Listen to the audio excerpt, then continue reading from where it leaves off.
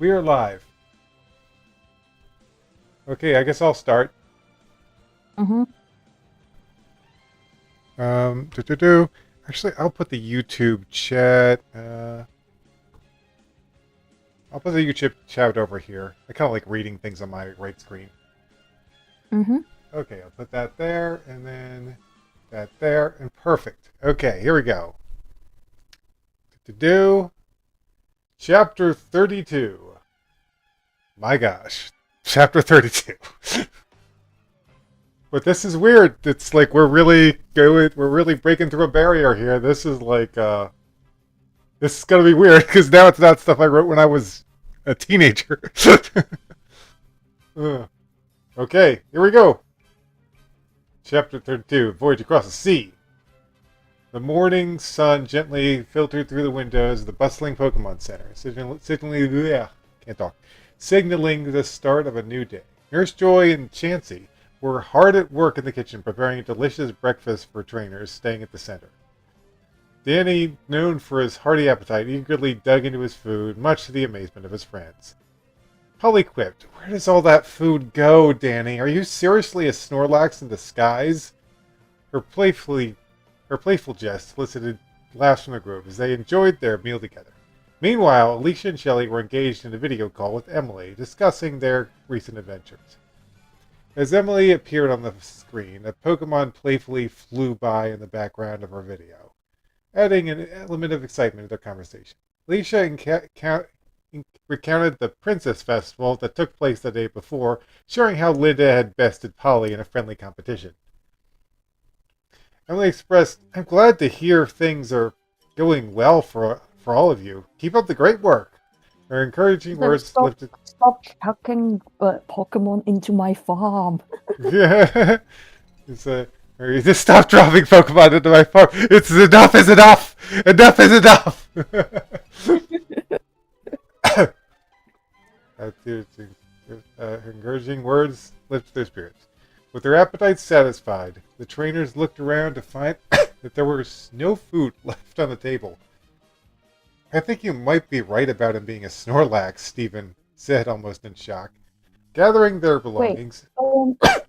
did you say something about like I got an create you created a character called Steven, and then years later they got a Steven themselves, and you're like, what are the odds? Yes, it was crazy. We made Steven Steel, who's a steel Pokemon, and then years later, when they made Pokemon Ruby and Sapphire, they created the character Steven Stone, who also uses a Metagross. You're like, well, what are the odds? I probably have future vision that I do not know. Let's see. Gathering their belongings, the group prepared to head out into the city. Alicia bid farewell to her mother, exchanging warm words and promises to stay safe on their journey. As they stepped... Is this pre-recorded? No! Caulk. I'm not going to say your names. I'll just call you Caulk. That's your name. Or maybe just cats. But Just yeah. call cats. This is not pre-recorded. This is a live stream. We are reading this live right now. They stepped outside the vibrant sights and sounds of the city greeted them. Pokemon of various species scurried about, trainers engaging in battles, adding to the lively atmosphere. In the distance, the glistening expanse of the ocean beckoned to them. The sun-drenched beach buzzed with activity, a colorful mosaic of swimmers dotting the shoreline, their laughter harmonizing. Hey, it's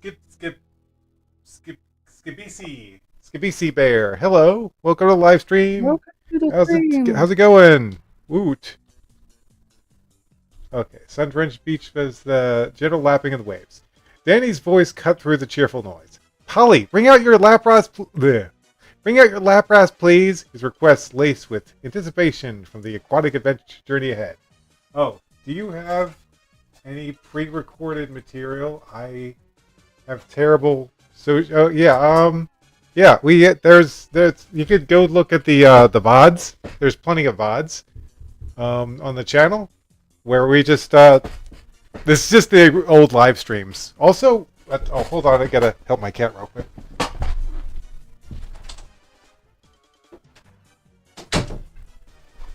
But yeah, check out the channel. You'll find plenty of VODs where we, where we read through the story, and also the first few episodes I actually did edit, but then I just kind of decided to switch over to live stream. So yeah, you can go check out the videos there. Anyway, back to the story. Polly brings out a lap rat. Bring out your lap rats, please. His request laced with anticipation for the aquatic journey ahead. Polly, with a resigned sigh, acquiesced while expressing her reluctance. I don't like relying on Lapras for transportation. Her humor shone through as she joked. Lapras isn't a taxi! Eliciting an eye roll from the ever-persistent Danny. Danny summoned Legend 2 from her ball, directing the Dragonite. We could use a ride. We could use a ride, buddy! Wonderbar! The girls gracefully boarded Lapras while the boys mounted Danny's Dragonite, preparing for the voyage. Danny's exuberant shout about their destination, Cinnabar Island, echoed through the tranquil setting, heightening the excitement of the journey. The ocean lay calm as their Pokemon glided effortlessly through the waters, Staryu twirling gracefully, Tentacle drifting lazily, and Horsey darting playfully among the waves, each adding their own charm to the serene aquatic scene. Gets me thinking about the song from the Mario games. It was like, yeah. Of course, I'm like thinking of the surf music from the games.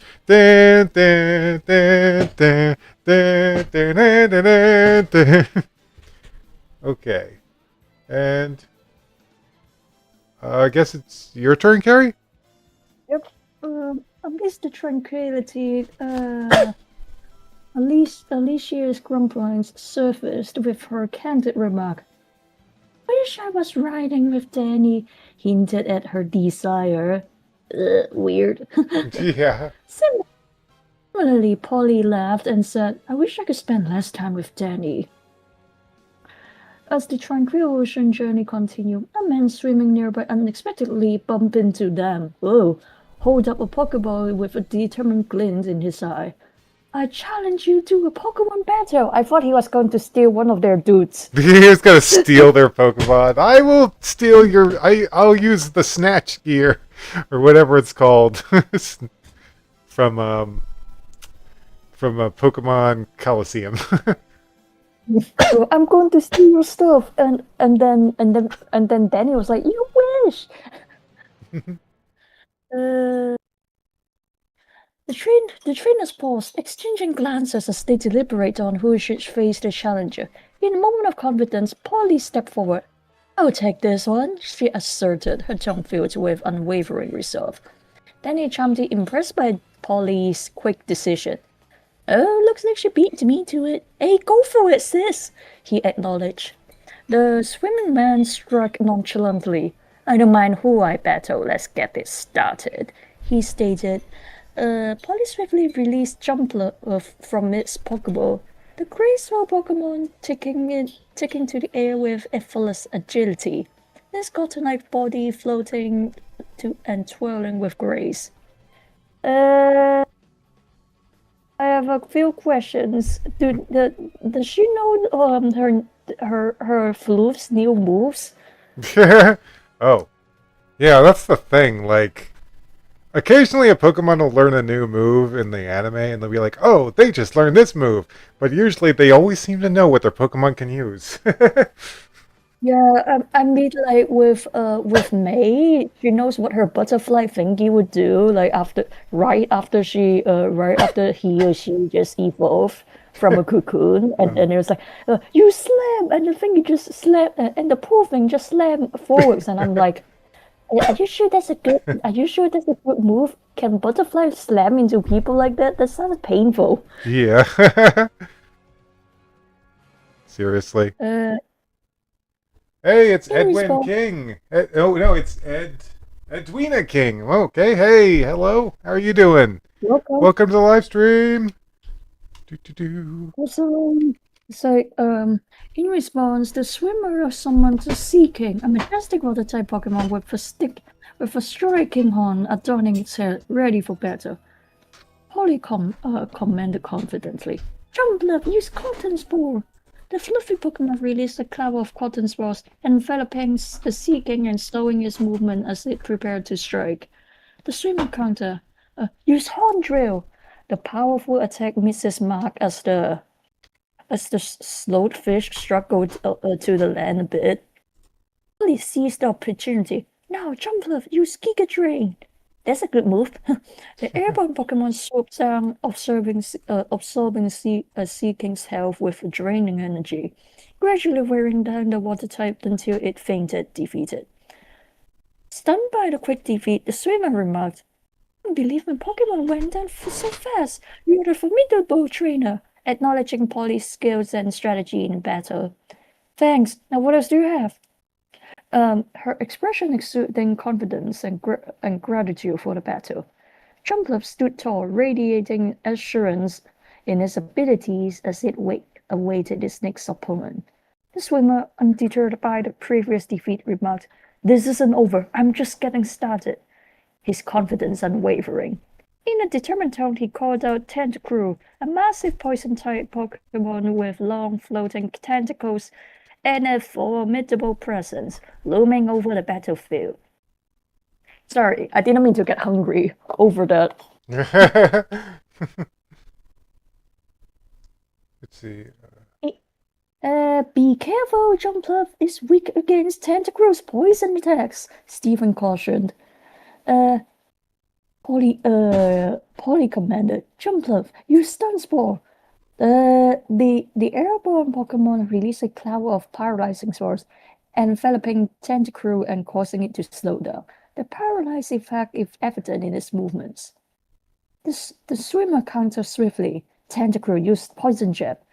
The poison-type Pokemon stuck Jumpluff with a sharp jab, releasing a burst of purple poison that seeped into Jumpluff's body, causing it to wince in pain. In a swift decision, Polly calls Jumpluff back, preparing to strategize for the next one.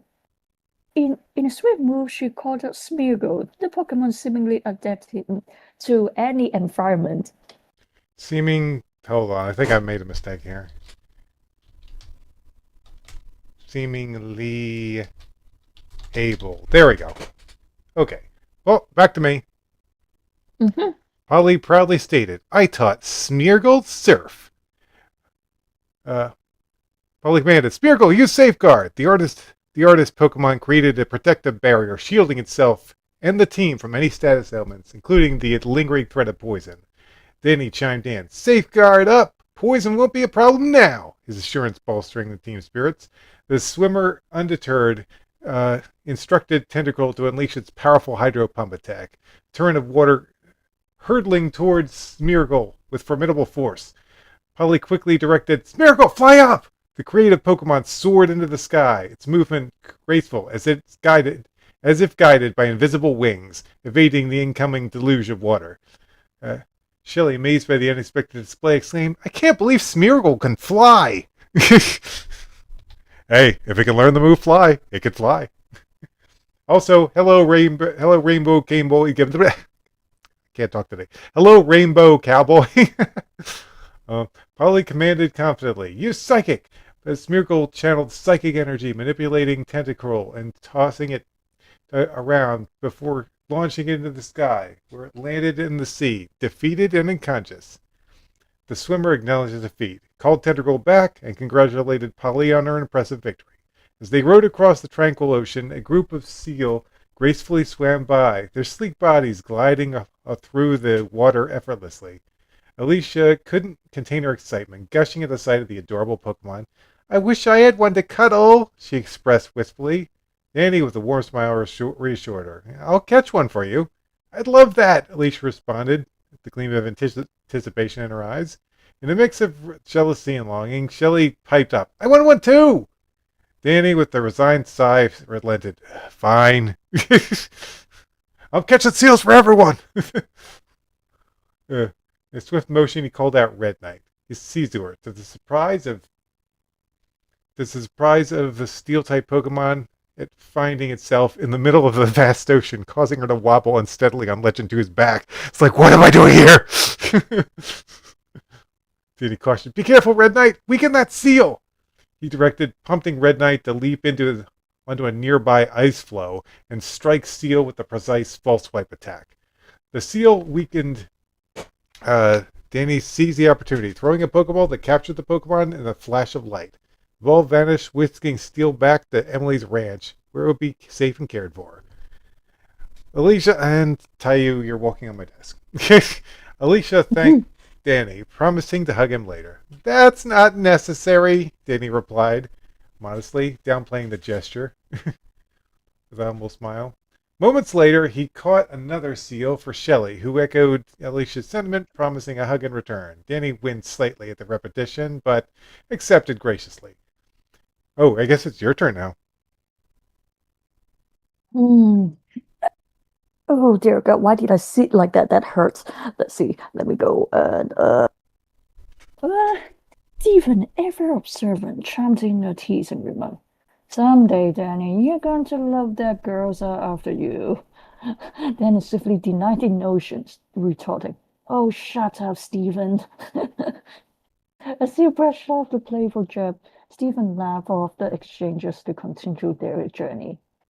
Yeah, I think they are only 10 or something. Yeah. I was As they like, travel, it's just, yeah.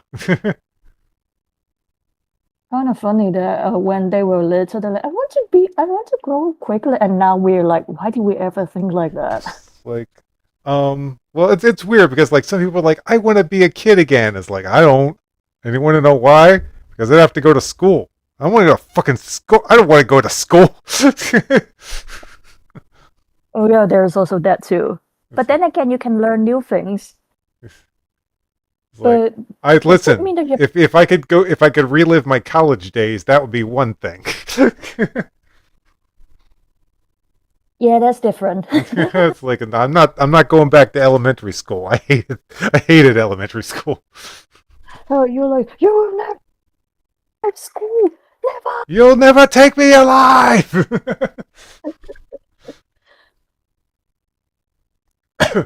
Anyway, let's. Oh, whoops! Hold on. I knew that. It was okay. Stephen laughed off the exchange as they continued their journey. As they traveled another mile, they encountered a woman swimming in bikini, who unexpectedly challenged them to a battle. "I'll take her on," Stephen immediately volunteered, eager for the challenge. Ugh, looks like I've been beaten to the punch again. I would battle the next one. Is this the first time you get people in water trying to fight you in the games? Yeah, pretty much. But because before in red, blue, probably in red, blue, and green, you don't get that sort of thing. You were just going to be like, yeah, only on land. Oh no, people actually did challenge you out in the water in red and blue. Okay. Stephen called out a crusher, his feraligator, commanding it to use crunch. The woman counter, ordering Golduck to use Aqua Jet. Sympathetic dodging and ramming into Crusher. The woman boasted of Golduck speed, but Stephen remained undeterred. Is that a typo? I think you got a typo with undeterred. Wait, what? There's a mini typo with undeterred. Damn it. Am I okay? Like, am I close to it?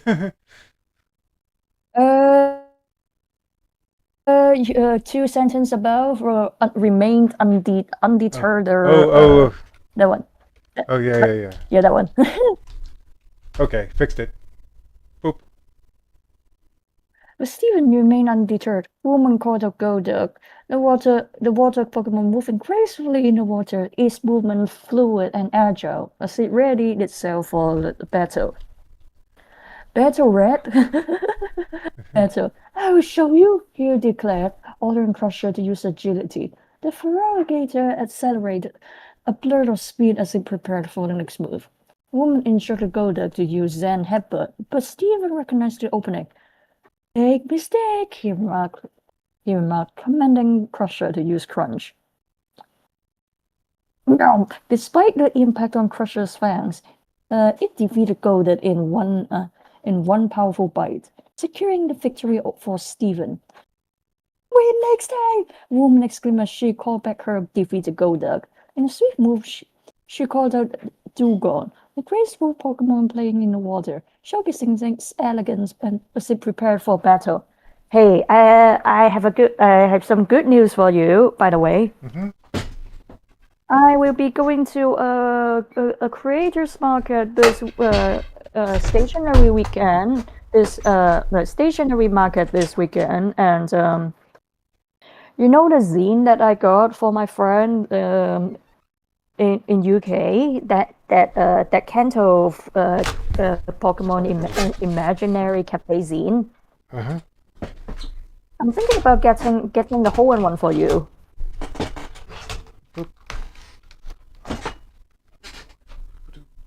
Hello. Yeah. Cool. Joy.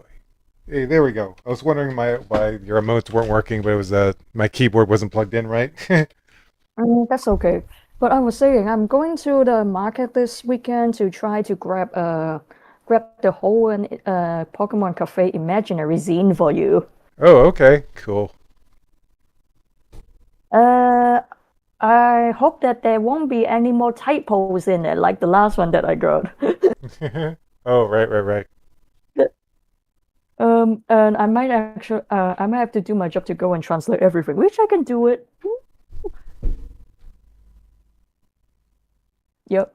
But you don't need to worry too much about it because the writer herself actually translated everything. But some of the names are a little bit more specific, so like maybe eclair or donuts or something. But in the original language that she wrote in, it has like ingredients and things like chocolate donuts or something like that. Yeah. Interesting. So yeah, I'm kind of excited to get that zine, and hopefully, whenever you fix the tariffs, and then I can send it over. Yes. When I fix the tariffs, understood. And when we got the fairy, no, actually, I think that's maybe yeah, when you got the tariffs out of the way or something like that. Hmm. Or maybe I actually do know somebody who can send that thingy over, but I might have to pay extra for that. It shouldn't be hurting to us though. Luffy, Yeah, I I think. really need to plug my mouse in. It's kind of low on power. Could you move, please? Ugh, fine. I'll just go around you, you silly cat. Hmm.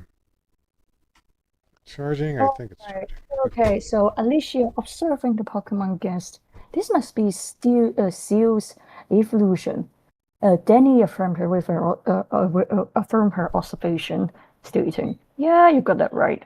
Stephen, strategizing, said, "Come, Crusher, you deserve a break." Crusher returned to explore with a flash. "Go F-15!" His Gamma which soared above waves effortlessly. The woman commanded Dugong to unleash an Aurora beam to take down F-15, but Stephen ordered his Gamma to dodge.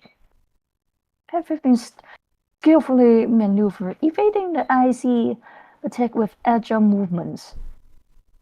I was thinking that since Stephen is does he mostly use steel Pokemon, because there's one of them. Oh yeah, he mostly uses he uses the starters in Steel Pokemon. I was like, when did his Crusher has steel type? He doesn't. No. He doesn't. No, he doesn't. But that would be cool if it does. As the woman instructed Dugong to use Blizzard, a blast of winter energy shot out, hitting F-15. Stephen, concerned for his Pokemon, shouted, "Hang in there! You got this, dude!" As F-15 struggled to stay airborne. "Drill back!" Stephen commanded, and F-15 flew over, delivering a powerful strike to Dugong's side. His great determination shone as he carried out the attack under Stephen's encouragement. Danny joined in the sport. Take her down, Steve! I can't believe this. Dugong, use Blizzard once more! Before this could happen, F-15 countered with a flurry of attacks, striking Dugong relentlessly until it fainted. No way, the woman exclaimed. No, no, woo!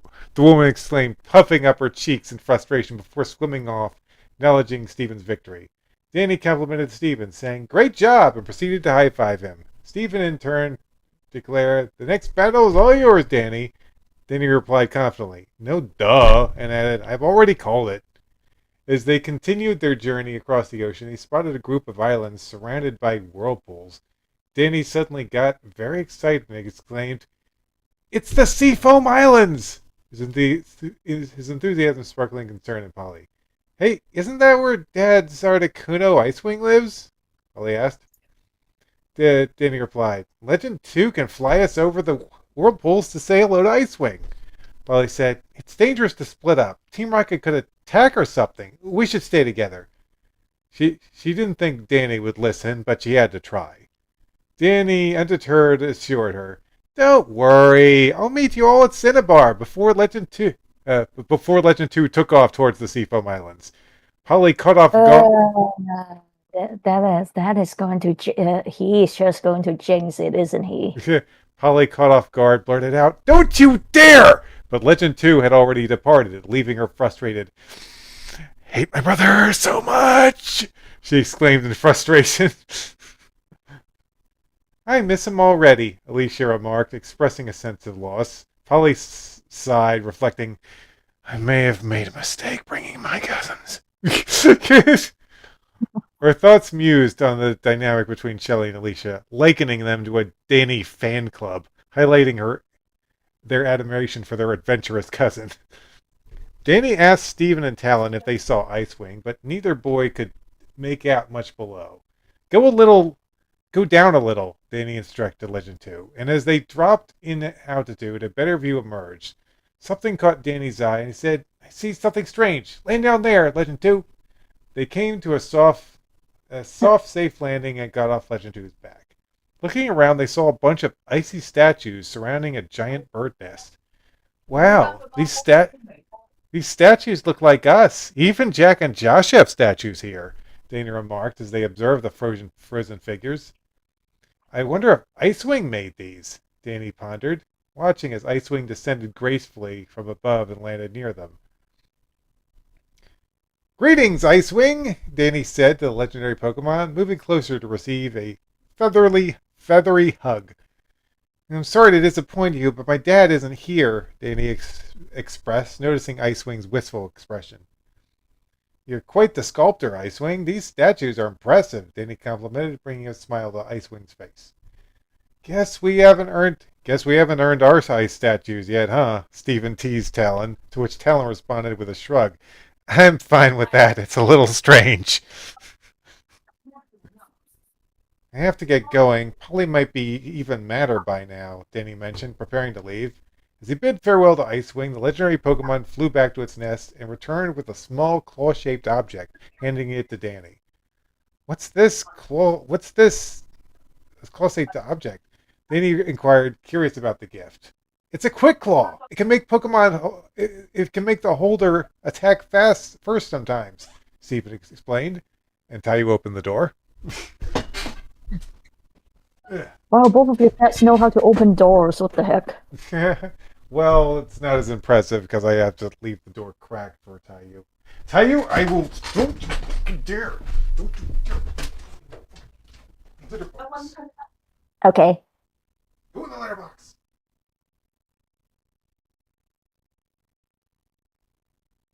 Litter box. You will use litter box. Damn cat.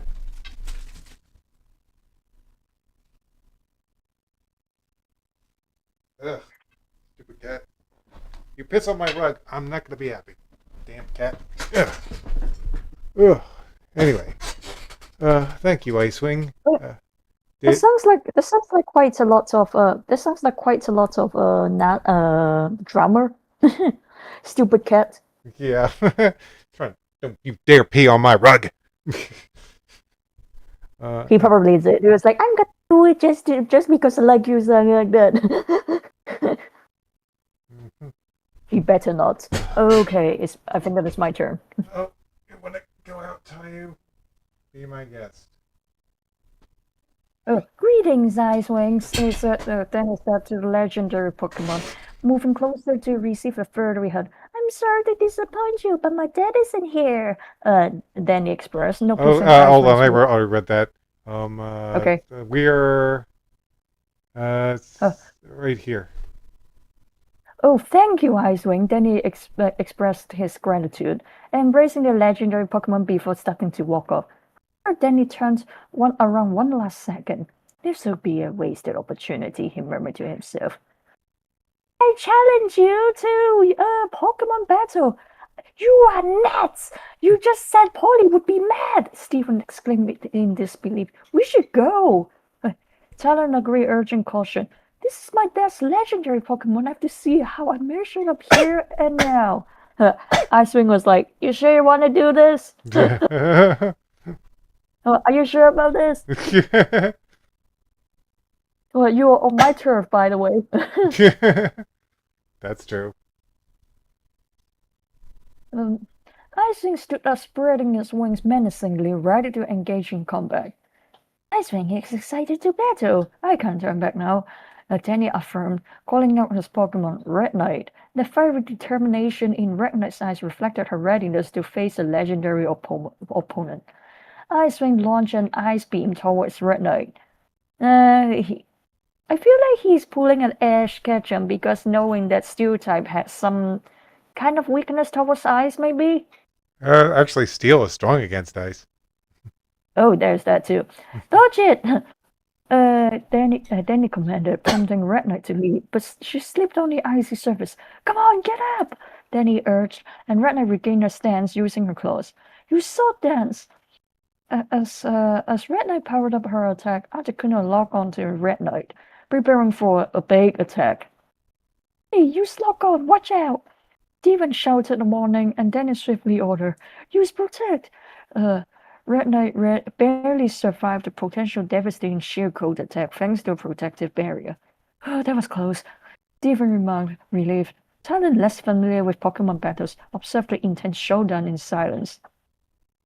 Articuno unleashed a blizzard, pushing Red Knight back. Hang tough!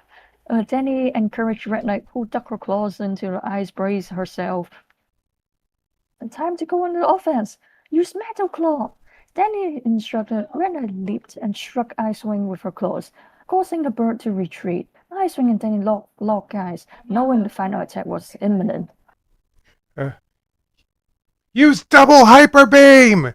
Danny shouted to Red Knight, who charged energy in her claws. Articuno countered with a hurricane, threatening to blow Red Knight and the boys away.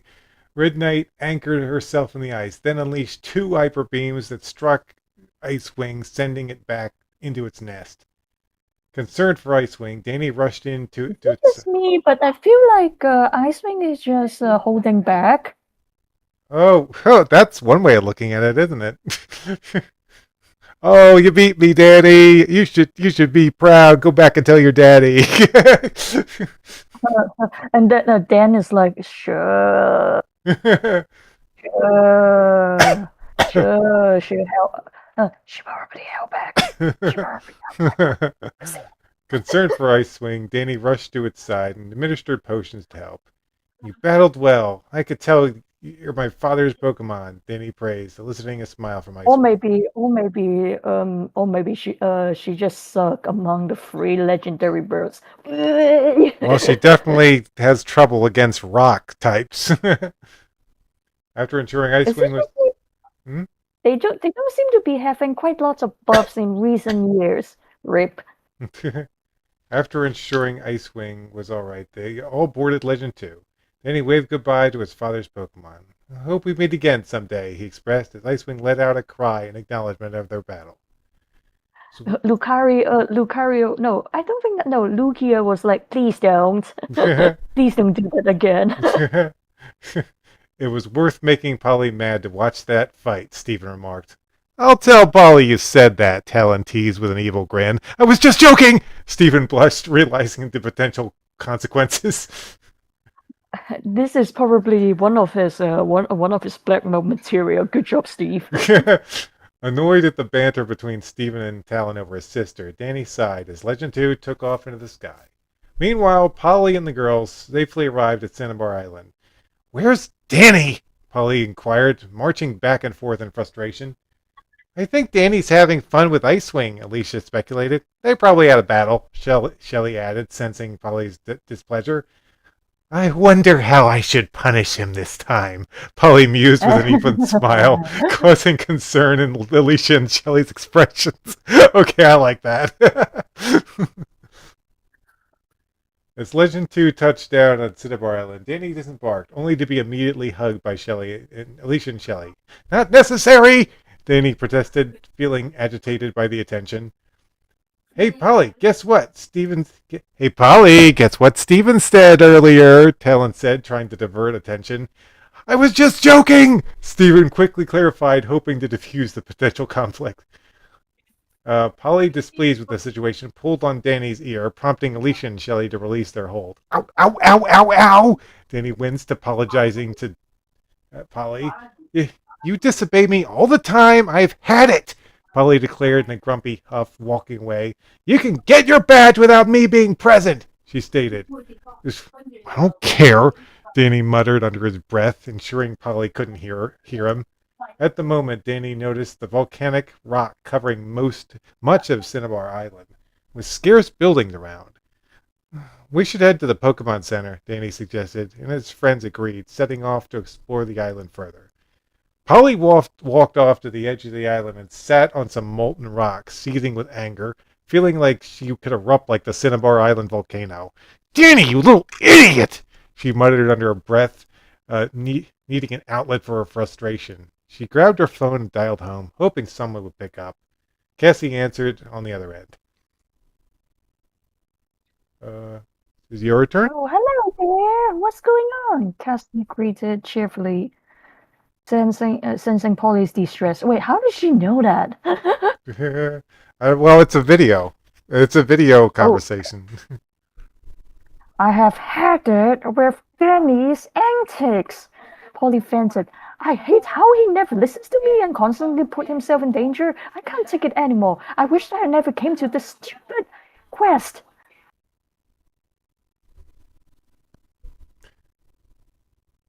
Cassie urged her daughter to calm down, sharing a revelation.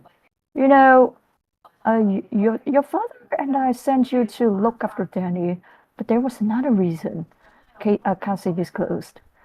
You are becoming less social, spending all your time painting and barely talk to your friends outside school.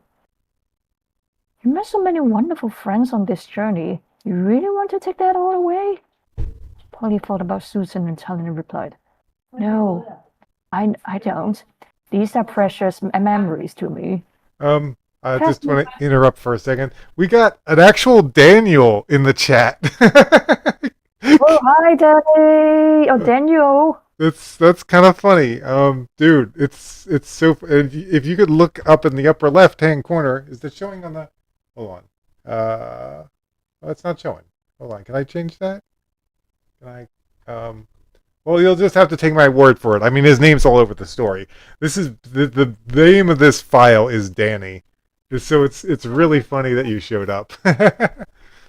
But yeah, it's because oh, welcome to the stream, Daniel. The main character of the story was hi Daniel. The main character of the story was Dan, and then time passed and he got married and he had a kid and his name is Danny. So yeah, Daniel, you came to the right place. Welcome to a story about Dans. If you read from the beginning, there's the protagonist is called Dan, but then now we are into a story with Danny, which is his son. Yeah, his official name is Daniel Jr., but he hates it. Cassie reassured Polly, your brother might be reckless, but deep down he still loves you a lot. There's a typo there. But deep down, he still loves you a lot. Oh yeah, there we go. Fixed. I don't need the Dragonson power to tell you that. Wait, does she even have that? No, she doesn't. Not Dragonson by blood, though. Oh yeah. There's also that, yeah. She said, winking. Polly chuckled at this. She mentioned that he will eventually mature and grow out of this childish phase. Remember, Polly, as the older sister, you need to be patient with him. He is a growing boy after all.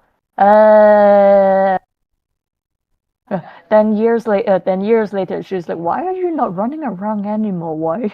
Yeah. You used to be so happy and stuff. And Danny was like, "Shut up! It's not a face." It's not a phase.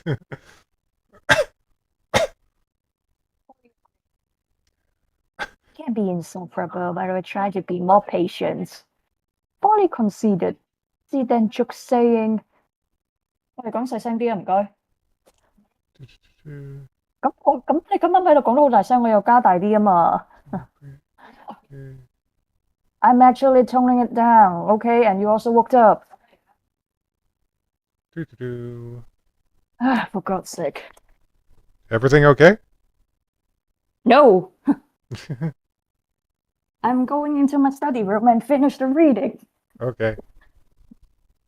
I need to change my internet a little bit. I guess I can continue reading while you're away? I guess that's a yes. Okay. Cassie then jokes, saying, you can tell him that I'm going to sub. Whoa! Thank you for the sub, Daniel. Really appreciate it. And thanks for the subscription. Okay. Everything is actually pretty good.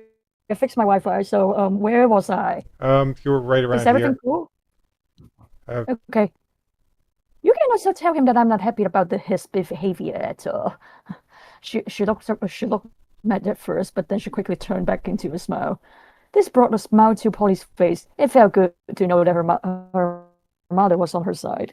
Do you think that this is how you and your family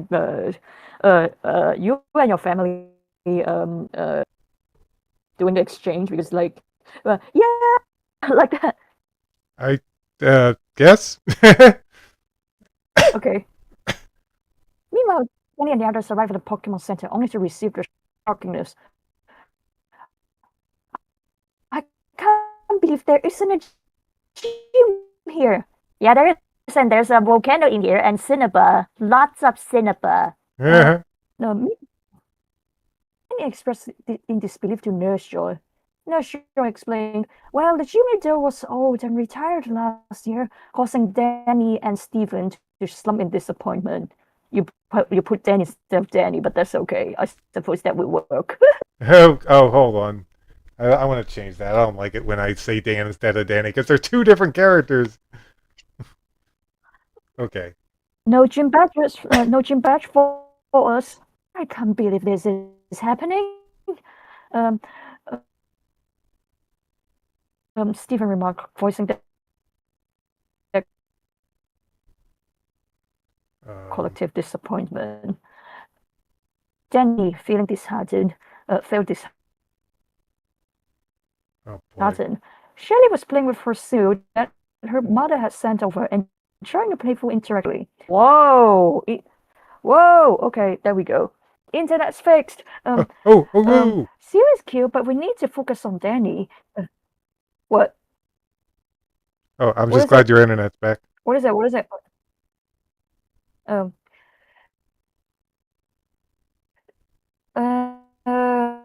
Alicia remarked to do the same.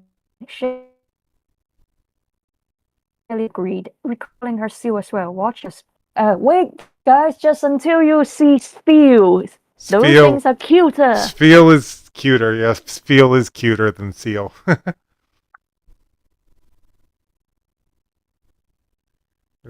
You know, some dude first found out Spiel, and then they were like, oh, they are like spheres. And then people were like, no. What? You don't. Spheres might make sense. You sure your internet's fixed? You're cutting out a bit. What is it? Hold on. Where did I get cut off? Yeah, it's like kind of not every other word, but every kind of consistently.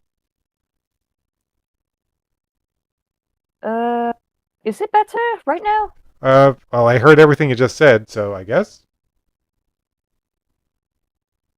Okay, so I was saying, there's a dude that found out that there's a thingy called sphere, and then he was like, "Oh, they are spheres," and then the pet people in his chat were like, "No, they are not. They are adorable.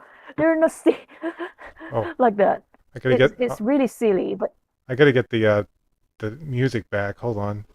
Stupid YouTube. It's always like, well, you're not paying attention to this, so I guess we'll stop the music playing now. It's like, music. stop doing that. Okay, let's start. Oh, please don't do that. There we go. Okay, got the music going. Let's go. Uh, get that forward processor back up. There we go, baby. Okay.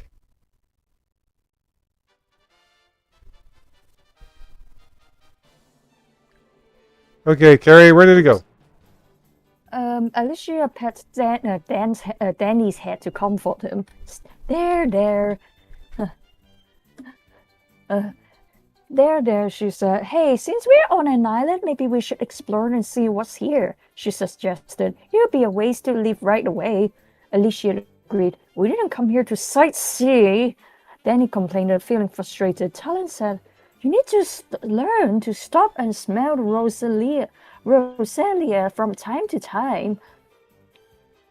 Go hang out with the girls, Danny. I will stay here and investigate where the another gym is we can go to. You mean looking into the maps? Is there a gym on Cinnabar Island? There, Really? there used to be. As you said, it's like, there used to be, but not anymore. Let's see. The term, the go hang with the girls, Shelley and Alicia, determined to lift Danny's spirits, grabbed his hands and pulled him up, saying, come on. What? Way up!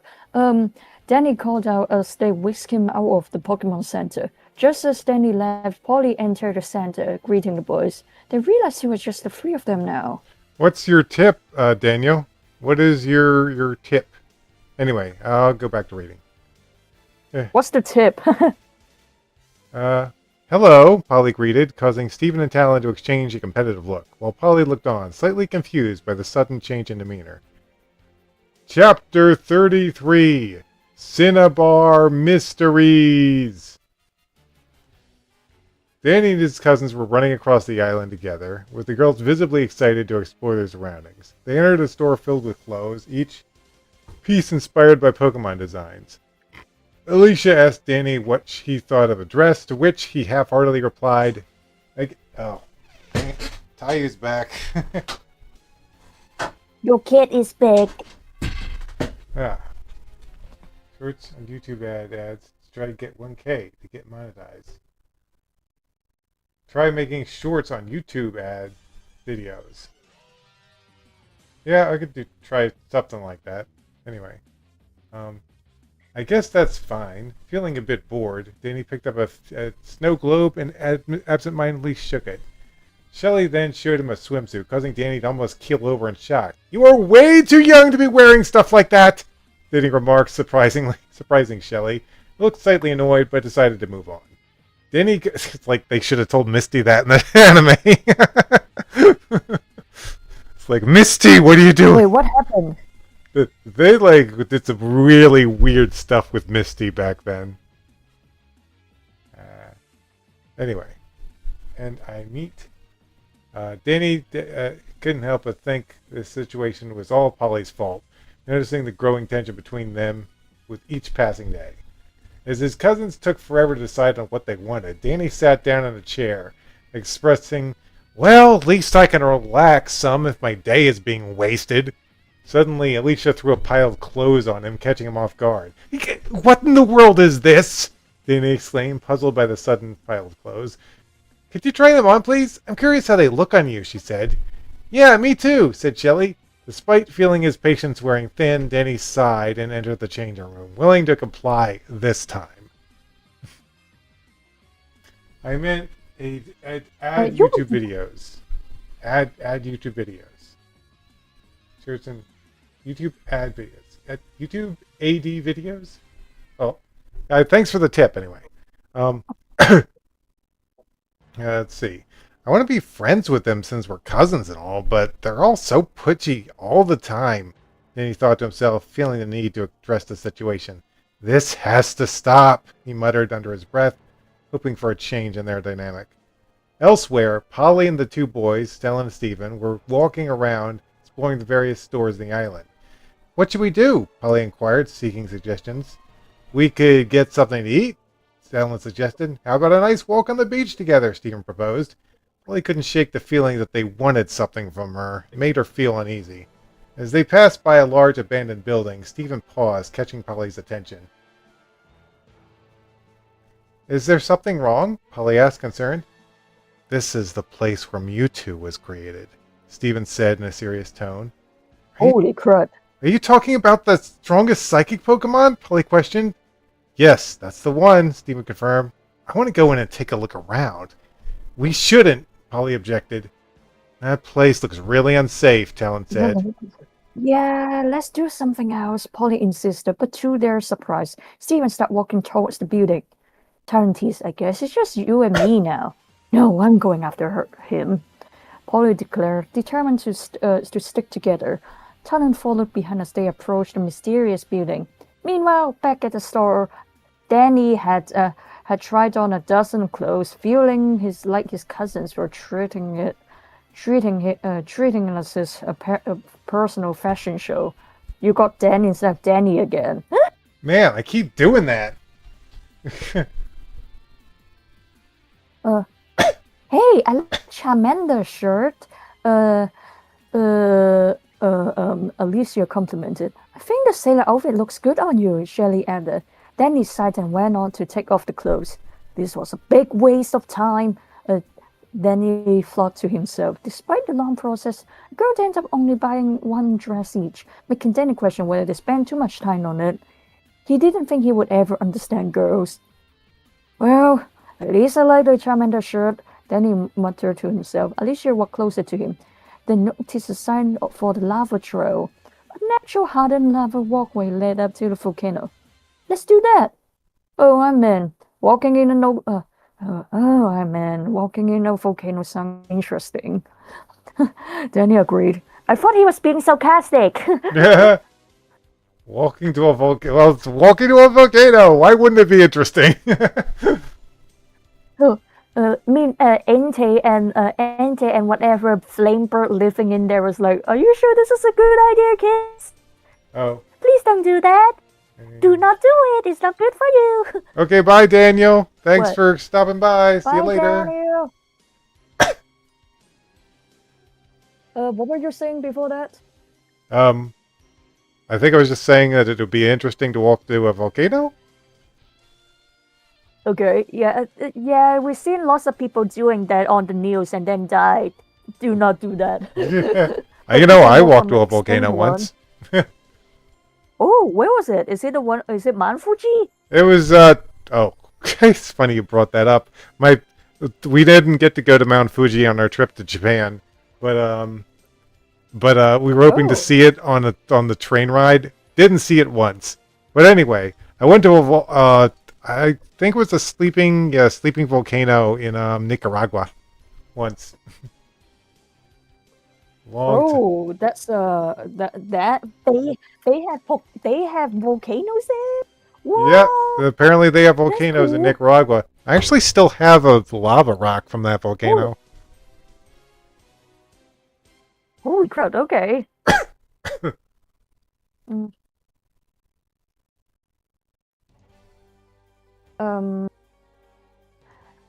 I think that I watched a video on Yumaniki that said one of the three things you can do to make yourself feeling lucky is Mount Fuji, and then the other thing, and then the other two I cannot remember what it is. I am looking it up right now. Okay.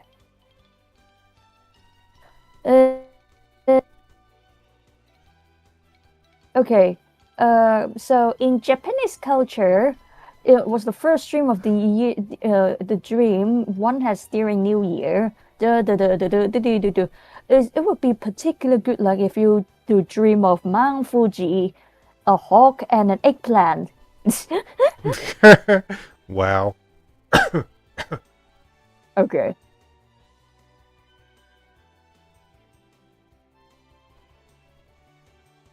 But I did see a hawk. I did see an eagle jump down from the aircon and then dive into wherever it is going, which is cool. I completely forgot about Animal Crossing. Even dream of a mountain though. I completely forgot about Animal Crossing. That's okay. I'll just play it tomorrow. Yeah, you can play it tomorrow. A nice break from Pokemon. By God. Okay. In the mansion, Polly and Talon caught up to Stephen, finding him wandering inside. Why did you come in here? Polly asked, concerned. I feel like something calling out to me from within the mansion. Stephen explained. Polly was feeling uneasy about his words, especially in the dimly lit, eerie environment where they could barely see. I will keep you safe, Stephen assured Polly. No, I will protect you, Talon corrected Stephen, displaying a united front. Polly couldn't shake out the strange feeling that she got from them. I don't like this one bit, she thought to herself. As they walked down the staircase, they ended up in the floor that looked familiar, with the building that appearing unstable and covered in spiderwebs. We should leave now. We are getting close to whichever that I'm seeking, Stephen insisted. Suddenly, a muck and a wheezing jumped up at them, startling the group. Polly clung to Talon, who readied his sword. Come on, F-15! Stephen commanded, trying to regain control of the situation with his Pokemon. Polly, feeling angry and determined, said, Marowak, counting on you! Come on! Both poison-type Pokemon release poisonous gas. 15, flip your wing to flee the area, Stephen ordered, trying to disperse the toxic gas. Polly instructed Marowak to use the boomerang, hurling the stone to hit both opposing Pokemon. However, wheezing began to glow ominously. Everyone jump away! Stephen shouted, warning them of the impending danger. The wheezing exploded, knocking out itself, Muck, and Marowak. I'm sorry, Marowak, Polly apologized, recalling it back to its Pokeball. Hey, just use a revive, you'll be fine. Yeah, it's like, jeez, Polly, no need to be over dramatic. Drama queen! You probably in the fight was like, oh, here's a revive. Dude, are you okay? And he was like, that thing blew up in front of my face. How can I be okay? Yeah. Stephen also called back F-15, who only took light damage from the blast. Outside the mansion, Danny and the girls continued their journey up the stone lava trail. They spotted Magmar and Magby playing in the area. Magby's cute, but I don't want one. That fire is scary, Alicia remarked. You forgot smart. No child should be given a Charmander. It's like... I'm satisfied with the seal that you got me, Danny, Shelly added, content with her Pokemon companion. Both cousins held Danny's hands, making him feel a bit uncomfortable. I hope the view will be at least worth the walk, he commented, focusing on the scenery ahead.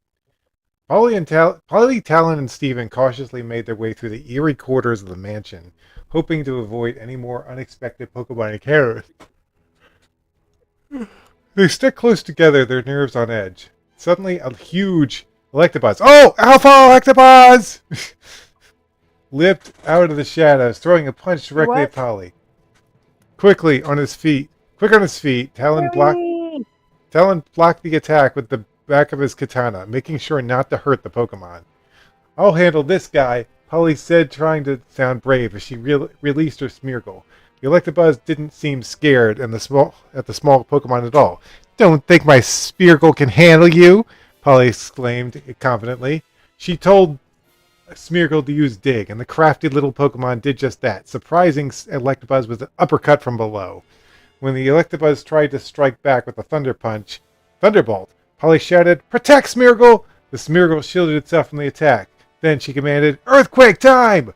Stephen tried to yell out, but, no, don't! But it was too late. The ground shook as Smeargle's move knocked the Electabuzz off balance. Boomerang, go! Polly directed, and the Smeargle threw a bone that hit Electabuzz, knocking it out cold. The battle was won, but they found themselves surrounded by more wild Pokemon like Grimers and Coughings. The earthquake drew too much attention, Stephen observed. I really, really don't like this place. Let's get out of here, like now. Polly urged, a sense of urgency. Sense of urgency. That's fucking dumb. I urged sense of sense of urgency. I don't know. I don't like the way that sounds. I'll just say, I'm gonna change this to like shouted because I think that sounds bad. Urge sense of urgency sounds kind of weird. Urgency in her voice as they hurried through the mansion. At the top of the island, Danny, Shelley, and Alicia finally reached the edge of the dormant volcano, peering into the crater below. I'm so happy it erupted so long ago. Wait, that doesn't mean a thing, girl. She's acting like, well, it erupted a while ago, so we should be good. Oh, not long ago. She said not long ago. Okay. Erupted not long ago. I don't want to run from lava, Danny exclaimed. Relieved, Shelley shivered, asking them not to talk about scary stuff. Holding Danny's hand tightly, Alicia mentioned something about the beautiful view. Shelley then surprised Danny by giving him another hug, leaving him annoyed and a bit flustered. All this attention was too much. Danny gently pulled away from the girls, looking a bit confused and unsure.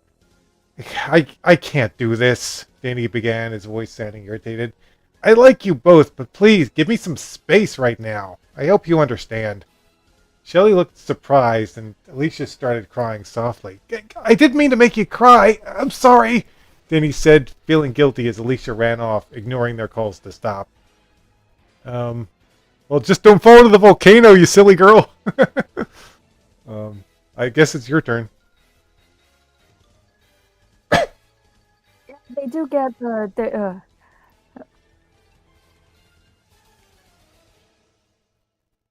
I didn't hurt her feelings, Danny said sadly. Then Shelley said, No, it's all right. I will go talk to her about it. Then she ran out after her sister. Polly and the boys raced down another flight of stairs, desperate to reach the final level of the mansion. The tension in the air was thick as they encountered more and more aggressive Pokemon along the way. Level up, level up, level up, level up, level up. You will be like, this will be awesome to level up! Nice. Please, just leave us alone! Are you running out of health potions or something, girl? Do you use potions that often in previous games other than modern ones? Because it seems like I mostly watch you play modern ones, and you were like potions, and then revives, potions, revives. Oh, dude, potions, I'm a very cheap trainer, so I always bought just hyper potions instead of max potions. But my gosh, hyper potions are annoying in Legends ZA. It's like they don't do enough for my Pokemon, so I'm like, maybe it's because they're like getting to higher levels than I'm accustomed to. Because usually at the end of Pokemon games, you're fighting like level 70 at most. But now I'm like going up against really strong Pokemon. So it's like, gotta buy max potions. By the way, the last Pokemon we will be saving is a dark type, so we better boost our fairy attacks or something. Okay. Okay, your turn. Just leave. Polly pleaded with the relentless Pokemon, but her words seemed to fail on deaf ears as the creatures continued their pursuit. They are not backing off, Stephen observed grimly, his gaze scanning the surroundings for any signs of respite. The Pokemon herded them towards the door, cornering them with no way out. The good news is that what we are looking for is just behind that door. Thanks, Stephen, we almost died!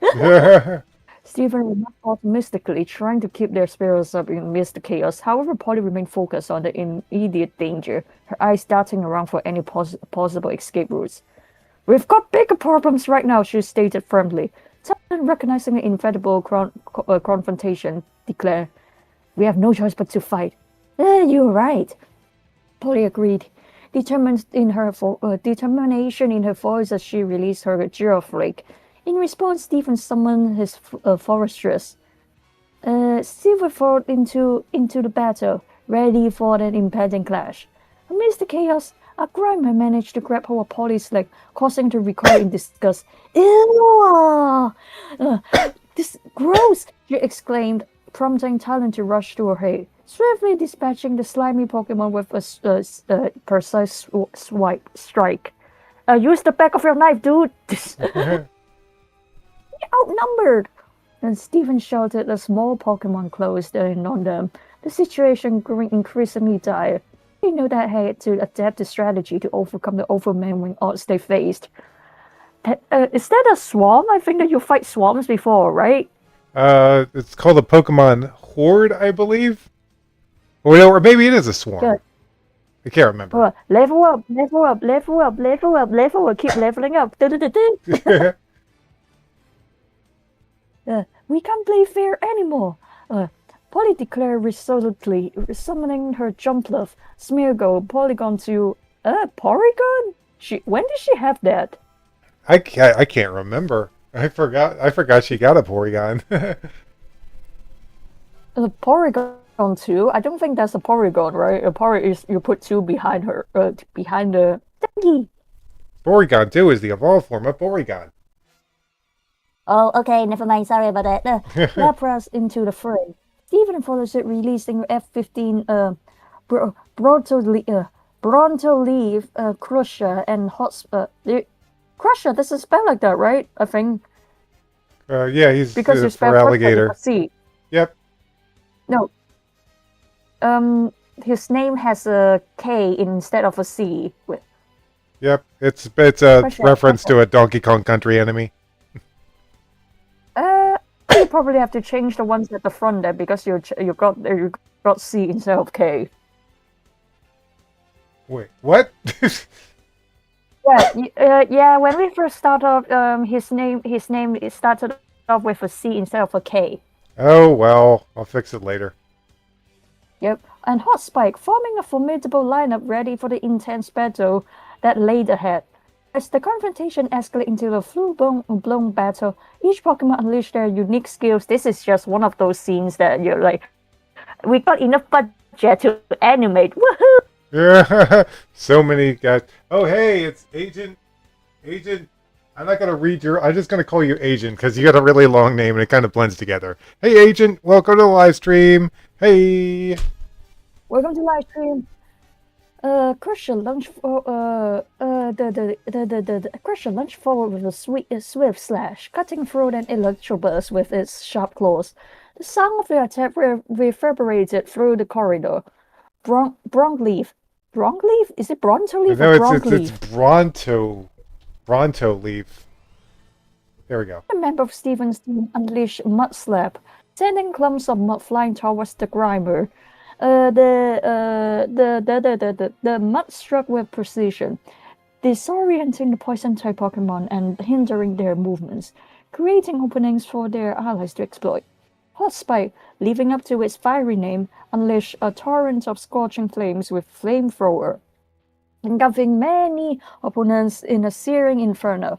The intense heat radiated through the air, casting a flickering glow that illuminated the chaos unfolding the narrow confines of the corridor. F-15 with its razor-sharp steel wings. Hello, Agent. Hello, Agent. I just said hello. Anyway, continuing the story. F-15 with its razor-sharp steel wings became a whirlwind of destruction as it slashed through foes with precision and speed.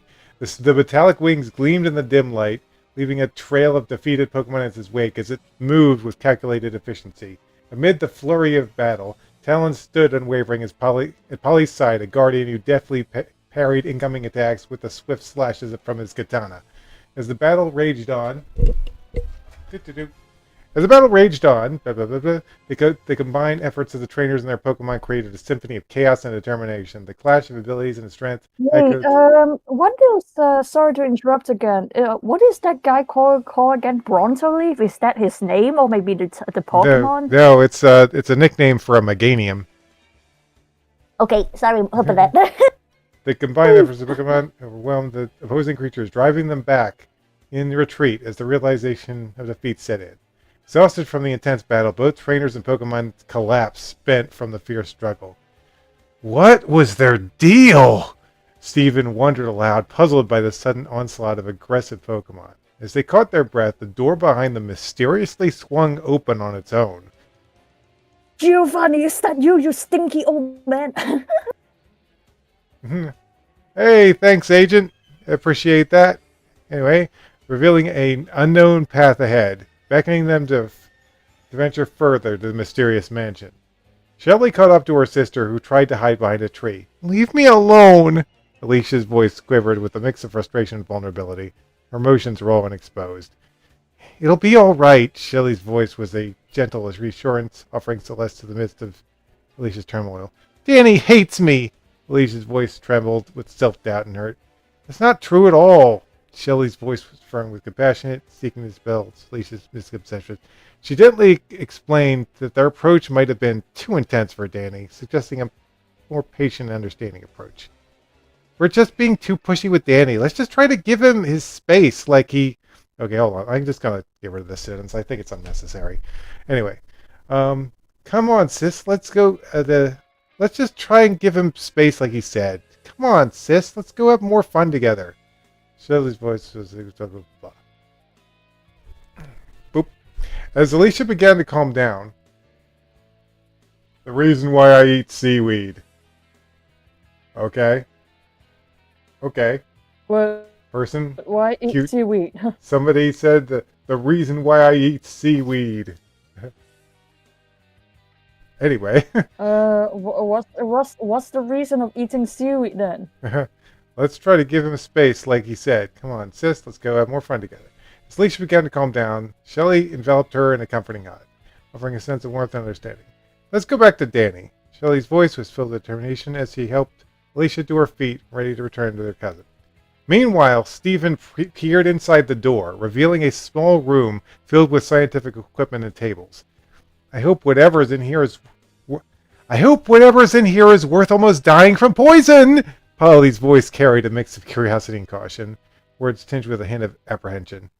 I hope so too, Stephen's voice echoed, Polly's sentiments as they began to explore the room, searching for any clues or items of interest. I found a Pokeball! Polly's voice held a mix of excitement and intrigue as Stephen and Talon... Guess who's back? It's Daniel! Daniel's back! Hello, Daniel! Welcome back. What's up? Excitement as Stephen and Talon hurried over to inspect the discovery. With a sense of anticipation, Polly inquired, What do you think it is? I'm going to find out. Stephen's voice was determined as he attempted to open the glass container casing the Pokeball. Despite his efforts, he struggled to pry it open until Talon effortlessly sliced through the glass with his sword, prompting Stephen to playfully remark, Show off!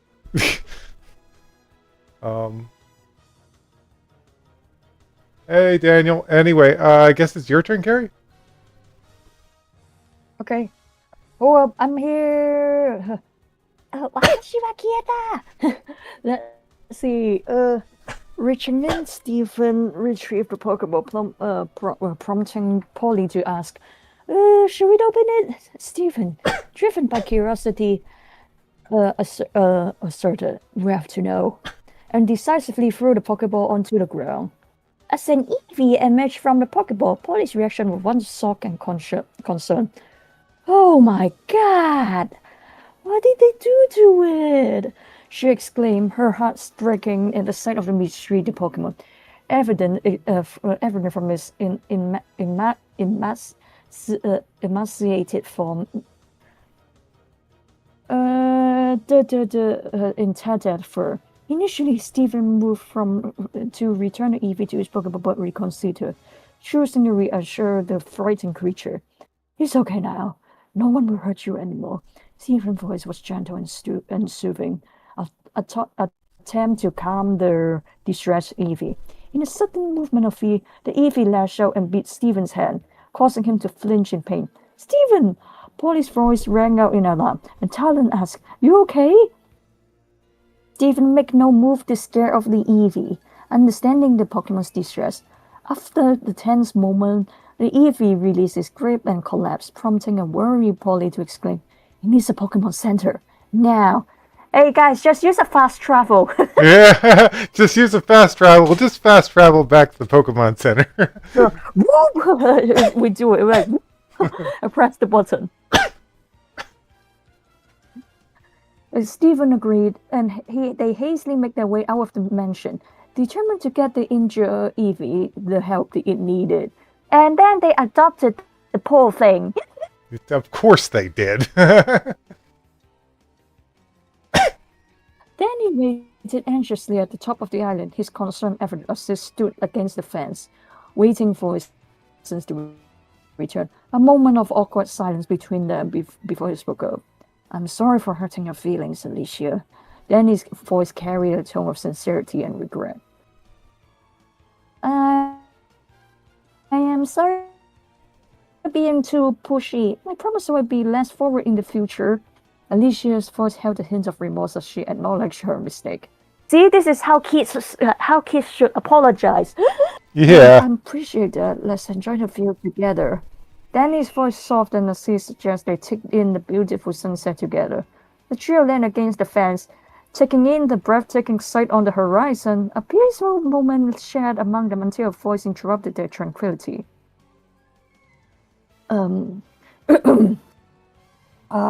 It's good to see young people appreciating Cinnabar Island. An old man's voice broke the silence. He turned to see the bald man with spectacles, a long white mustache and lab coat, standing before them. Okay. Yeah. Good Hi. night, Daniel. See you. See you at the next live stream, maybe. Bye. Night, Daniel. Hi. I think cinema is lovely, but I wish it had a gym. Danny expressed his thoughts so to the man. It's a shame I had to retire. The man revealed to be Blaine. The gym leader responded, surprising Danny with his identity. Excitement lit up Danny's face as he eagerly asked if they could battle. I have no badge to give out, Blaine replied, which Danny responded, I just want to test my strength. Let's have a friendly battle. Danny proposed eagerly, his eyes shining with anticipation and excitement. I suppose that would be okay. How about a 2-on-2 battle? He asked, which Danny gladly accepted.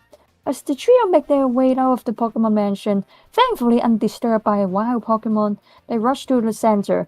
Stephen cradled the injured Eevee in his arms, placing the Eevee in front of Nurse Joy. They were met with her initial outrage, not yet aware of the circumstances. How could you treat your Eevee like this? Nurse Joy's voice carried a mix of shock and anger at the sight of the injured Pokemon. Polly intervened, saying, No, you don't understand. We just found it in the Pokemon Mansion abandoned. Prompting Nurse Joy to take immediate action. There's no time to waste, Joy declared as she whisked the Eevee into the emergency room, followed by Chansey. Can you imagine if somebody has an Eevee and then they were fighting the horde of Pokemon and then Eevee was like, I'm okay, note. And then later they return and the nurse was like, what have you done with this poor thing? You monster! Eevee was like, it's fine, I get lots of level up, but ow, ow, ow, ow, ow, ow. The trio anxiously waited in the Pokemon Center lobby, hoping for Eevee's swift recovery. Stephen, show me your hand, Polly insisted. It's not bad, he said. Show it now, she insisted, acting like an older sister. He obliged, and she saw the deep, bloody bite marks Eevee's fangs left. Quickly, she took out her first aid kit, cleaning the wound and wrapping it in bandages. People can be so cruel, Polly's voice quivered with emotion, her heart aching for the mistreated Eevee. They just left it there without a thought, Stephen's voice echoed, Polly's sentiments, disapproval evident. Talon, sensing Polly's distress, was tempted to offer her a comforting hug, but held back, respecting her space in the moment of vulnerability. Danny and Blaine positioned themselves on a large platform made of lava stone. Ooh, that sounds badass, actually. Ready to engage in a Pokemon battle. Alicia and Shelley watched from the side, anticipation in the air. Go Rapidash! Blaine called out, releasing the majestic fire horse, Pokemon onto the battlefield. Danny's Pokedex sprang to life, saying, Rapidash, the fire horse Pokemon. Very competitive. This Pokemon will chase anything that moves fast in the hopes of winning. Freaking competitive. I choose you, Quagsire! Danny called out, summoning his relaxed water ground type Pokemon. Quagsire appeared calm and unfazed, his demeanor easygoing and carefree amidst the intense battle atmosphere. Use agility, Rapidash! Blaine commanded, prompting Rapidash to move with incredible speed. No way! Quagsire, use haze! Danny countered, instructing Quagsire to emit a smoky haze from its mouth. The agility attempt failed as the haze obscured Rapidash's vision. That was pretty good, Blaine acknowledged, impressed by Danny's strategic move. Use Flame Blitz, Rapidash! Blaine ordered as Rapidash charged towards Quagsire, aiming to trample it. Water Gun, Quagsire! Danny commanded. Quagsire, despite getting stepped on, turned around swiftly and hit Rapidash with a powerful jet of water, making it cry out and wobble some. Use Fire Spin, Blaine called out as Rapidash unleashed a fire twister. Danny commanded, use Whirlpool, Quagsire! Quagsire sent out a watery vortex at Rapidash. Both Pokemon were caught in the other's attack. Quagsire endured the flames easily, while Rapidash found itself struggling greatly in the swirling vortex of water. Oof. Your turn, I guess? Scroll down. Yeah, it's my turn. I can't believe it. We didn't manage to grab a glass of water for all of this. Yeah. Do you want to? No, I'm doing good. My voice is okay. Yeah. There's no need for it. Everything is good. As the attack subsided, Quagsire stood tall while Rapidash fainted from the intense attack. Well then, responding to Fire Spin with Whirlpool.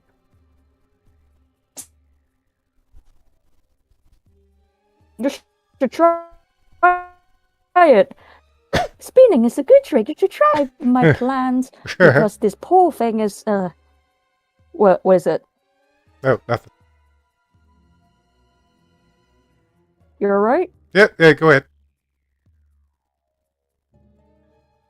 Okay, hold up. Let me just get this down.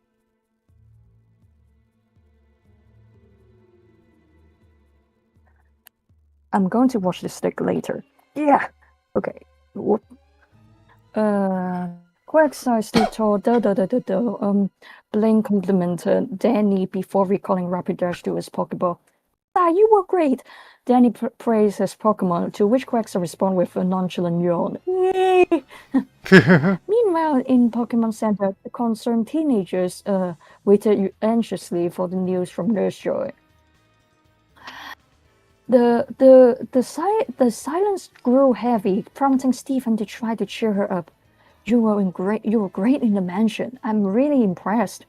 Stephen complimented Polly, trying to uplift the atmosphere. Thanks, I guess, though her demeanor suggests she wasn't in the mood to engage in convos. Stephen continued, highlighting their teamwork and their Pokemon, but Polly remained unresponsive. Can you please stop talking? She doesn't want to talk right now. Talon intervened, sensing Polly's discomfort. Annoyed, Stephen retorted, Hey, I'm just trying to lighten the mood. But Talon criticized him, saying, Well, you're doing a terrible job of it. Yeah, I don't really want to hear from Mr. No, Pokemon. Why are you even here? Stephen asked, sounding agitated. My sword is enough for any Pokemon that could attack Polly. Wait, just until you get to Galar, and then you'll find a dog holding a sword. That would be cool. It's like, I found my spirit animal! Meanwhile, the dog was like, what is his deal? What is his name again? Which version did you play, by the way? I played Sword. Okay, so that is the one that I was talking about. Mm-hmm. Is that actually is he actually holding a sword in his mouth, or he was just his tail? He's actually holding a sword in his mouth.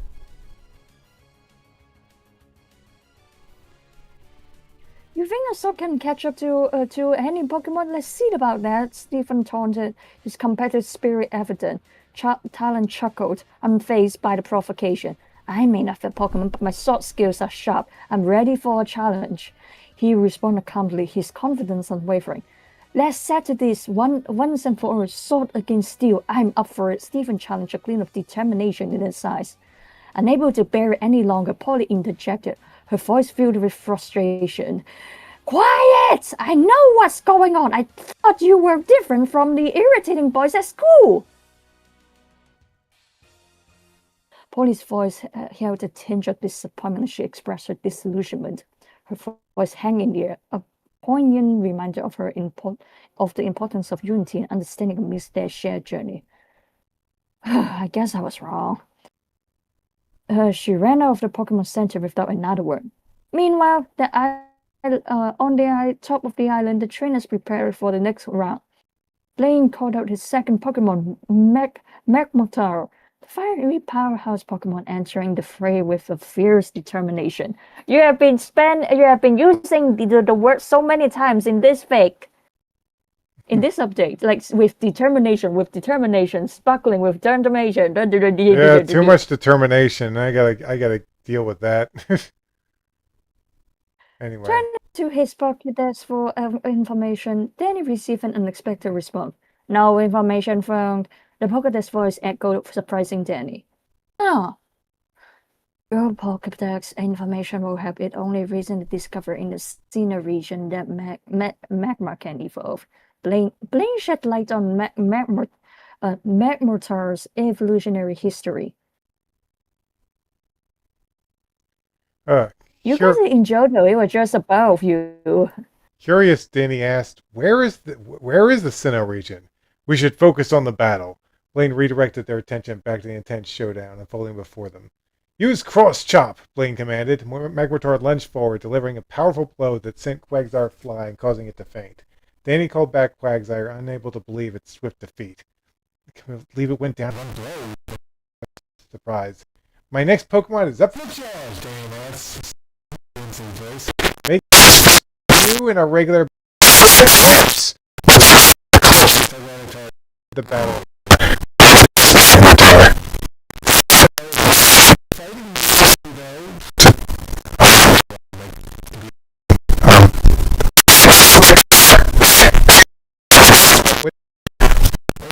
Where's our? What is happening? Everything getting slow. Happening.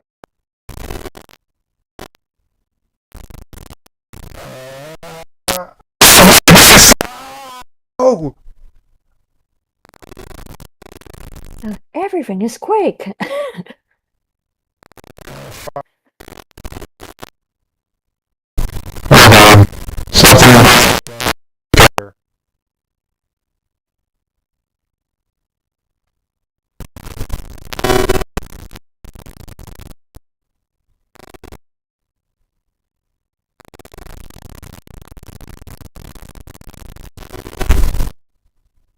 Is everything okay? Hold on, I'm just trying to fix this. Oh god!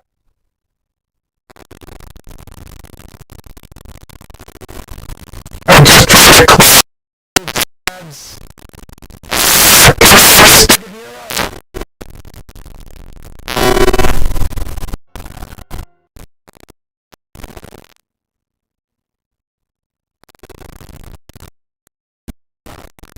Just go in here. I'll let your life if you'll just move this one time. Luffy, you've fallen off the ladder, bud. Oh, okay, thank God. Okay, go away. Okay. Close all those tabs. That should... What were you processing or whatever that was? Close those tabs.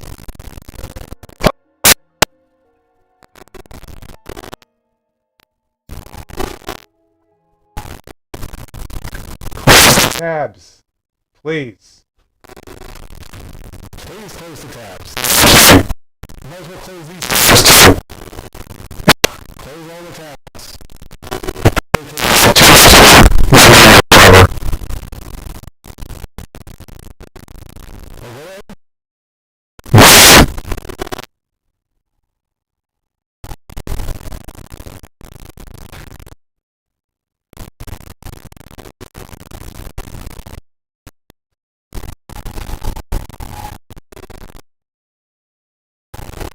Okay, there we go.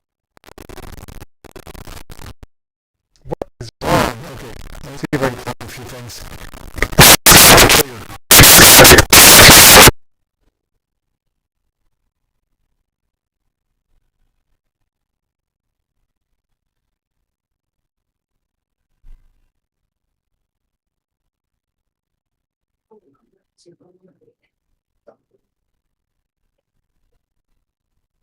Okay, let's see what's going on.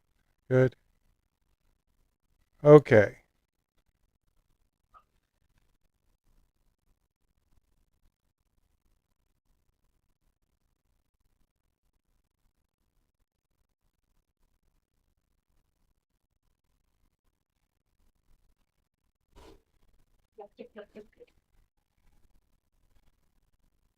Are we good?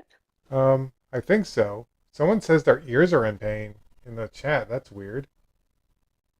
Uh, Hi. Um, Are you, is it because of the music?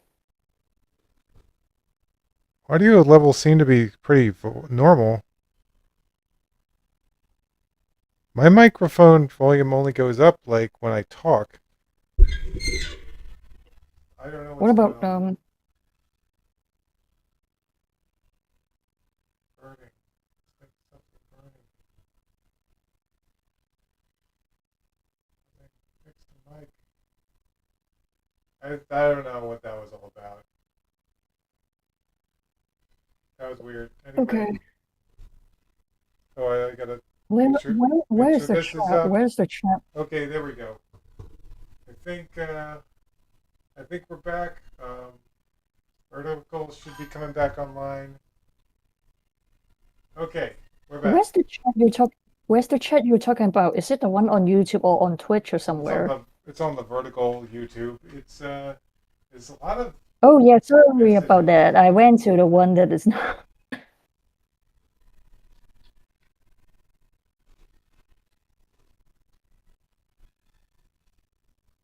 Okay, we should be back. Okay, cool.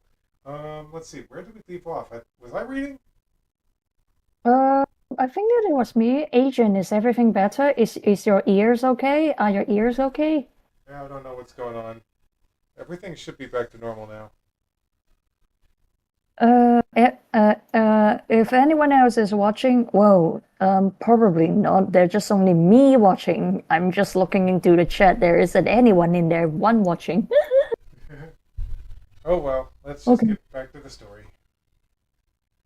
Oh, wrong screen. Sorry about that. Let me just say, uh, Tyranitar is very weak to fight. I think, is that you? Is that you or me? Oh yeah, that was you. That was you. Oh, That was okay, you. I'll get back to it. Tyranitar is very weak to fighting moves, you know. Blaine warned, acknowledging the strategic disadvantage. If Magmortar can, if Magmortar can land cross chop at all, it's not exactly that accurate. Danny assessed, tension mounting as the battle intensified. Danny ordered Eclipse to use Sandstorm, engulfing the battlefield in a swirling vortex of sand, obscuring visibility. Now, Magmortar, use Cross Chop, Blaine shouted. Magmortar looked, but the fire-type Pokemon struggled to locate Eclipse amidst the sandstorm, the harsh sand cutting into it. Not so easy, is it? Eclipse, use Stone Edge! Danny yelled. Tyranitar caused a sharp stone to shoot out of the ground, right into its target. Powerful attack sent Magmar flying out of the sandstorm in defeat. I'm impressed, Blaine expressed. I like reading that. I'm impressed, Blaine expressed. Hold on, I gotta move something down real quick. There we go. Before recalling Magmortar from battle, the sandstorm settled, and then Danny thanked Eclipse for its valiant efforts. The Tyranitar roared in triumph as it returned to its Pokeball. Strange sensation stirred within Danny, shared by Alicia. I think Polly is really upset, Alicia observed, sensing it from a distance. It's because I left her alone with Stephen and Talon, Danny agreed, his protective instincts surfacing. And Luffy would like to leave. How'd you go, kitty?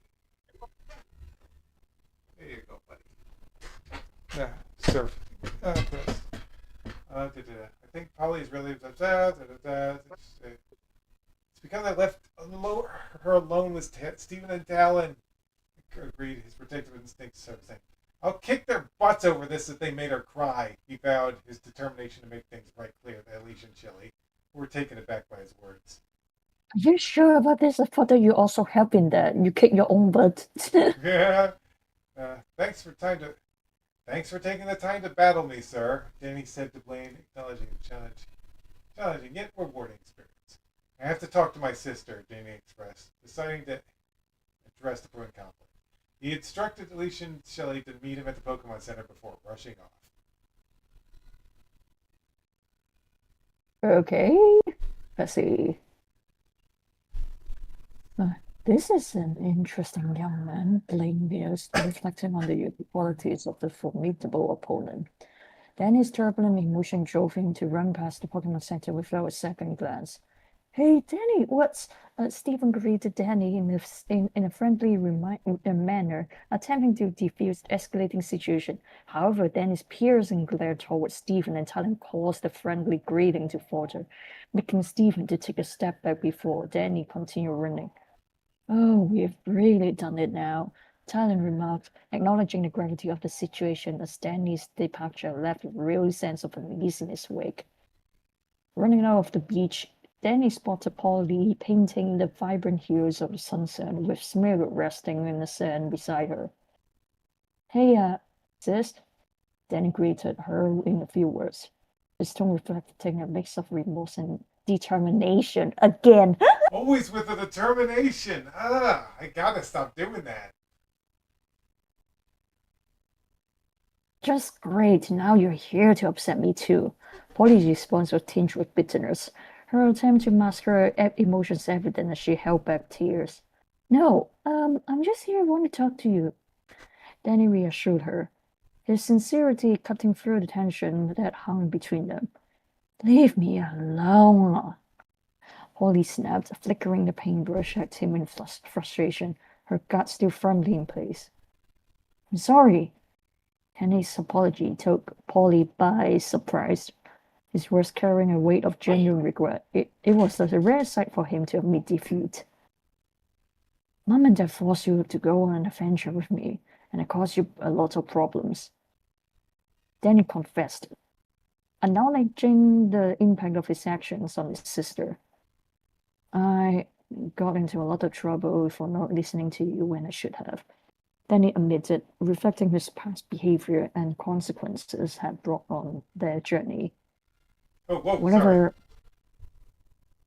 Well, we're almost done. Whatever Stephen and Talon did, I'm on your side.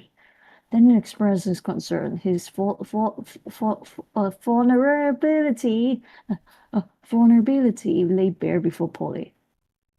This isn't easy for me, but I love. Danny's declaration was interrupted as Polly hugged him, her own emotions spilling over in a moment of raw connection. I love you too, little bro. Polly's words held a depth of emotion. Their sibling bond seemed reaffirmed by the embrace they shared, allowing the hearts to heal. As they stood there, the tension dissipated and a sense of peace settled between them, the awkwardness giving way to the shared understanding. Do you think that we should add two siblings standing in the beach to your painting? Danny suggested, a playful smile tugging out at his lips. Polly sniggered and responded with, I was just thinking about the same thing.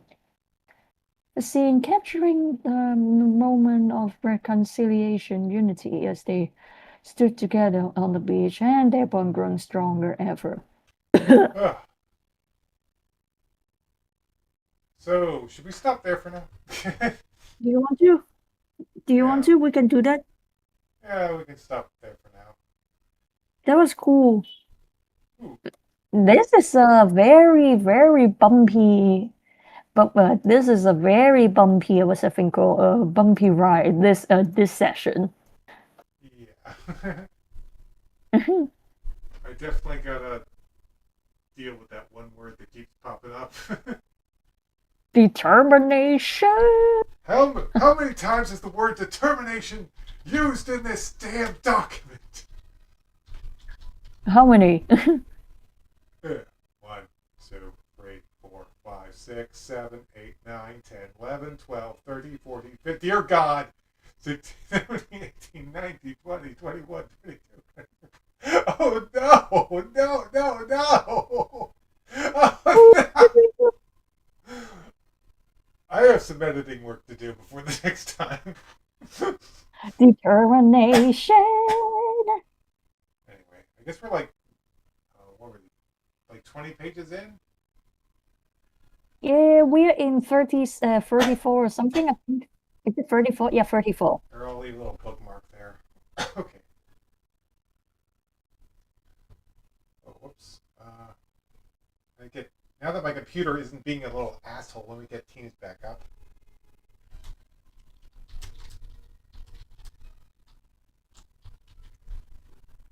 Ooh. Yeah, that'll do for now. Okay. Okay everyone. That'll be it for this live stream.